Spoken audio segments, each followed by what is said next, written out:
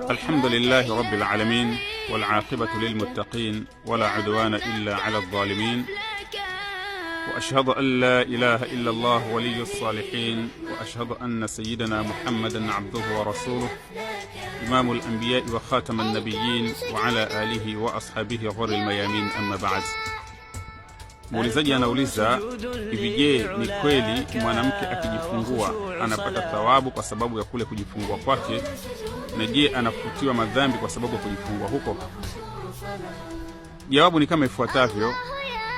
Mwenyezi Mungu Subhanahu wa Ta'ala hakika ameweka faraja yake katika matatizo ambayo mwanadamu anayapitia katika maisha yake, ili kuwa wepesi baada ya ile dhiki ambayo mwanadamu huyo ameipata, kama vile Allah Subhanahu wa Ta'ala alivyosema kwamba fa inna ma'al usri yusra, hakika baada ya dhiki huja faraja.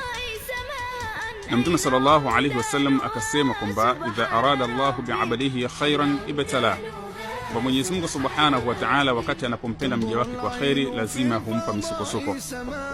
Misukosuko hii ambayo mwanamke huyo amepitia kwa kubeba ule ujauzito mpaka akafika mahala kujifungua, shida na dhiki ambazo anakutana nazo, ni jawabu la wazi kwamba Mwenyezi Mungu Subhanahu wa Ta'ala humwandikia thawabu kwa sababu ya shida zile, lakini pia humfutia madhambi kwa sababu ya dhiki ile ambayo kwamba anaipitia katika maisha yake.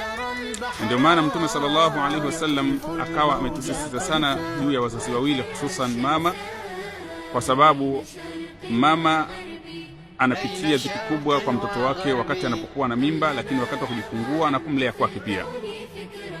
Hivyo mwanamke huyu, ndio maana hata Mtume sallallahu alaihi wasallam akatwambia kwamba kama atakufa kwa uzazi, basi mwanamke huyu huhesabiwa amekufa shahidi, kama mfano wa mtu ambaye ameungua moto, ama kama mfano wa mtu ambaye ameangukiwa na mti, au kama mfano wa mtu ambaye ameangukiwa na nyumba, au kama mfano wa mtu ambaye amekufa baharini.